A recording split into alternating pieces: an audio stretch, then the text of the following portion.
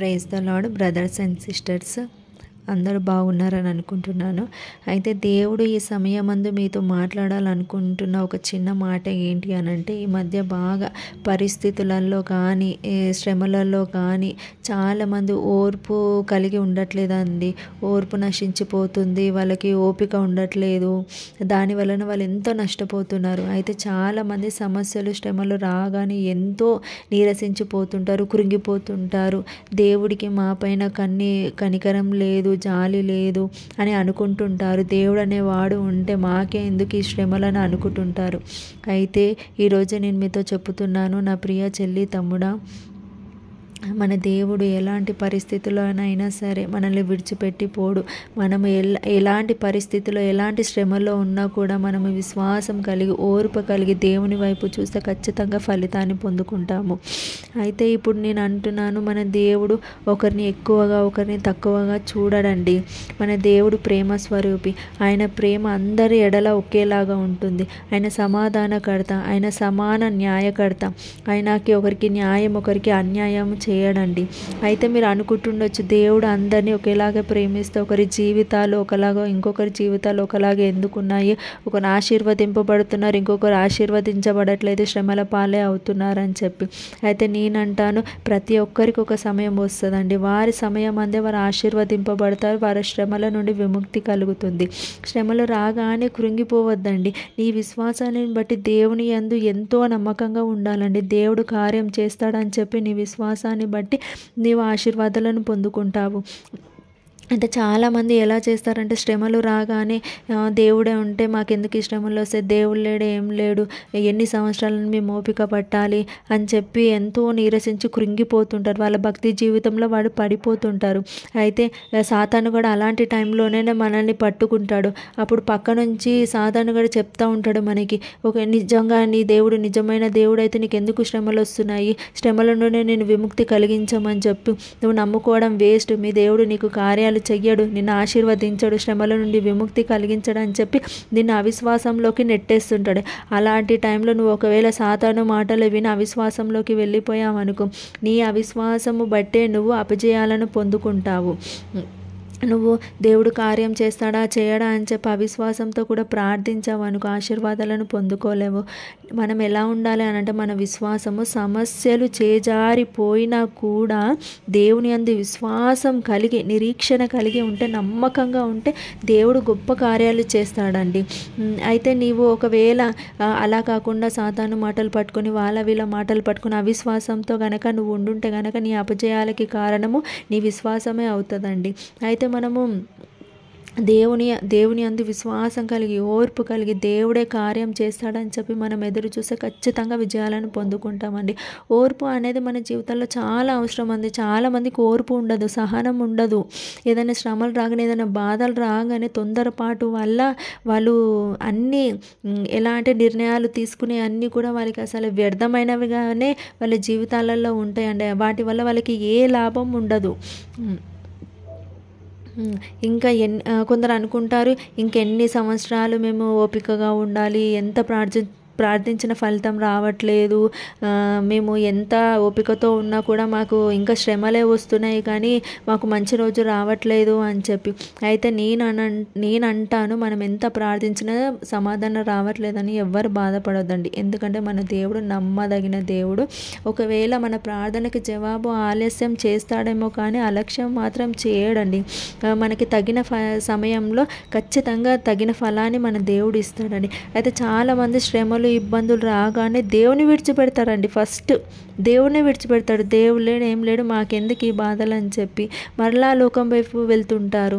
లోకంలో ఉన్న వాళ్ళని ఆశ్రయిస్తుంటారు, వాళ్ళ మీద ఆధారపడుతుంటారు. కానీ మీరు ఎక్కడికి వెళ్ళినా లోకంలో మీకు సమాధానం దొరకదండి. మీరు ఇంకా లోకంలో నవ్వుల పాలే అవుతారు. మీ శ్రమలను బట్టి మిమ్మల్ని ఇంకా హేళన చేస్తారు. మీకు సహాయం చేయకపోవడం కాకుండా మిమ్మల్ని అవమానిస్తారు వాళ్ళు. కానీ మీరు మరలా లోకం వైపు వెళ్ళొద్దండి. దేవుని యందు విశ్వాసం కలిగి ఉండండి. దేవుని యందు నిరీక్షణ కలిగి ఉండండి. దేవుని వైపు తిరిగి దేవుడే మాకు కార్యం చేస్తాడని చెప్పి మా సమస్యలకు సమాధానం దొరుకుతుందని చెప్పి దేవుని వైపు నిరీక్షణ కలిగి ఉండండి. ఎందుకంటే మన తండ్రి సమాధానకర్త, మనని ఎన్నటికీ కూడా అసమాధాన పరచడు. చూడండి, బైబిల్ గ్రంథంలోనే అబ్రహాంకు దేవుడు సంతానాన్ని ఇస్తానని వాగ్దానం చేశాడు. అతను వృద్ధాప్యం వరకు ఓర్పుతో ఉంటాడు, దేవుడు కార్యం చేస్తాడని ఎదురు చూశాడు. చివరికి ఏమైంది? తన విశ్వాసాన్ని బట్టి నిరీక్షను బట్టి ఫలం పొందుకున్నాడు. దేవుని యందు విశ్వాసం ఉంచాడు కాబట్టే కదండి ఆశీర్వదింపబడ్డాడు. అదే అవిశ్వాసంతో ఇంకా ఎన్ని సంవత్సరాలు దేవుడు కార్యం చేయడానికి అనుకొని, నాకు ఇంకా పిల్లల్ని కానీ శక్తి కూడా లేదు, దేవుడు ఇంకెప్పుడు కార్యం చేస్తాడని అనుకొని ఉంటే అబ్రహాము ఆశీర్వదింపబడేటోడు కాదండి. మనం కూడా అంతే అండి. సమస్యలు చేజారి ఇంకా అంతా అయిపోయింది అనుకున్నా కూడా మనం దేవుని పక్షాన నిలబడి దేవుడు కార్యం చేస్తాడని ఓపికతో సహనంతో మనము సమస్యలు చేజారిపోయినా కూడా దేవుని అందు విశ్వాసం కలిగి ఉంటే గనక ఎట్టి పరిస్థితుల్లో అయినా సరే మనం విశ్వాసం కలిగి ఉంటే దేవుడి వైపు చూస్తే విశ్వాసం కలిగి ఓర్పుతో దేవుడు కార్యం చేస్తాడండి.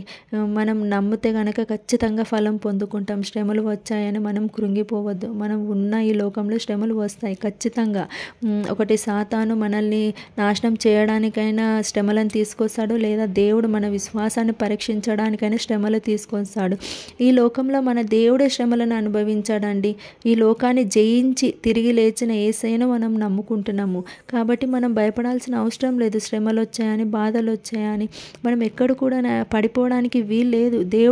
దేవుని యందు మనము విశ్వాసం ఉంచి ఖచ్చితంగా అన్నీ దాటిస్తాడండి. దేవుడు మనల్ని ఎక్కడ కూడా మనల్ని విడిచిపెట్టి పోడు. మనకి శ్రమలు వచ్చినా కూడా మనం ఎక్కడ కూడా భయపడకుండా మన దేవుడు మనల్ని శ్రమల నుండి దాటింప చేస్తాడని నమ్మకం కలిగి విశ్వాసం కలిగి ఉండాలండి. అయితే దేనికైనా ఓపిక నిరీక్షణ కావాలండి. బైబిల్ గ్రంథంలో ఒక మాట ఉంటుంది కదా, చూసి నమ్మిన వాడు కాదు చూడక నమ్మిన వాడు ధన్యులు. మన జీవితంలో ఏమి జరిగినా ఒక ఉద్దేశపూర్వకంగా జరుగుతుందని మనం గ్రహించుకోవాలండి. మనకి మంచిది ఏదైనా రావాలి అనంటే శ్రమలు, ఇబ్బందులు అనే ఇరుకు మార్గంలో మనం కంపల్సరీ వెళ్ళాల్సి ఉంటుంది. అది మనం గ్రహించుకొని నడవాలి. మనకి ఏమి కావాలో మన పరలోకపు తండ్రికి తెలుసు కదండి. మన మనసు ఎరిగిన దేవుడు ఆయన. బిడ్డలకి ఎన్నడూ కూడా కీడు చేయడండి ఆయన. యోబు చూసారా, యోబుకి ఎన్ని కష్టాలు వచ్చినా కూడా చివరికి ఆయన యథార్థంగా యెహోవానే ఇచ్చను, యెహోవానే తీసుకొని పోయినని యథార్థంగా చెప్పాడు. అన్ని శ్రమలు వచ్చినా కూడా అంత యథార్థంగా యోబు ఉన్నాడు కాబట్టి రెండంతల ఆశీర్వాదాన్ని పొందుకున్నాడండి. అయితే ప్రియ చెల్లి, తమ్ముడా, నేను ఈరోజు మీతో చెప్పుతున్న మాట ఏంటనగా, ఓర్పుతో నిరీక్షణ కలిగి దేవుడే కార్యం చేస్తాడని మనం కూడా దేవుని వైపు తిరిగి ఆశతో నిరీక్షణతో ఉందాము. దేవుడు ఖచ్చితంగా గొప్ప కార్యాలు మన జీవితంలో చేయునుగాక. ఆమేన్. ఈ కొద్ది మాటలే దేవునికే మహిమకరంగా ఉండునుగాక. ఆమేన్. ముగింపు ప్రార్థన చేసుకుందామండి. మహాపరిశుద్ధుడవైన దేవా నీకే స్తోత్రం. నమ్మదగిన దేవుడవు, మా మంచి దేవుడవు, జీవం కలిగిన దేవా నీకే స్తోత్రం. నాయన యేసయ్య, సకల ఆశీర్వాదాలకి కారణభూతుడవి తండ్రి నీకు స్తోత్రం. నాయన యేసయ్య, నాయన ఈ క్షణం నాయన యేసయ్య మీ పాదాల చెంత వచ్చి ప్రార్థిస్తున్నాం. దేవా యేసయ్య, వచ్చిన శ్రమలను బట్టి నాయన మేము ఎక్కడ కూడా కృంగిపోకుండా నాయన యేసయ్య మాకు ఓర్పుని దయచేయండి. నాయన యేసయ్య సహనాన్ని దయచేయండి. నాయన మా తొందరపాటు వల్ల నాయన ఏ చెడు నిర్ణయాలు తీసుకోకుండా నాయన యేసయ్య మీరు మమ్మల్ని నాయన భద్రపరచండి. దేవా నీకే స్తోత్రం. నాయన మేము మీ అందు నిరీక్షణ కలిగి నాయన మా శ్రమలకు నాయన మేము భయపడకుండా దేవా యేసయ్య శ్రమల నుండి మీరు మమ్మల్ని దాటింప చేస్తారనే విశ్వాసం కలిగి నాయన యేసయ్య మేము ముందుకు కొనసాగుటకు కృప చూపండి. ఎక్కడ కూడా నాయన శ్రమలను బట్టి మేము బలహీన పడిపోకుండా మీరే మా యందు ఉండి నాయన బలపరిచి మమ్మల్ని ముందుకు కొనసాగించమని ఈ మాటలు విన్న ప్రతి ఒక్కరి జీవితాల్లో నాయన శ్రమలు ఉంటే నాయన శ్రమల నుండి దాటింప చేయండి. వాళ్ళని బలపరచండి. ఎక్కడ కూడా నాయన వాళ్ళు పడిపోకుండా నాయన ఆదరించండి. మీ కృపని వారి యందు ఉంచండి. దేవా నీకే స్తోత్రం. నాయన ప్రతి ఒక్కరు నాయన విశ్వాసం కలిగి నాయన మీ యందు నిరీక్షణ కలిగి ఓర్పు కలిగి మీరు కార్యం చేస్తారని నమ్మి యేసయ్య మీ పట్ల నైనా వారి శ్రమలు ఉంచి నాయన ఎక్కడ కూడా నేను వాళ్ళు భయపడకుండా మీరే తోడై ఉండమని సమస్త మహిమ ఘనత ప్రభావములు మీకే చెల్లిస్తూ యేసయ్య పరిశుద్ధ నామంలో అడిగి వేడుకొని పొంది ఉన్నాం తండ్రి. ఆమేన్.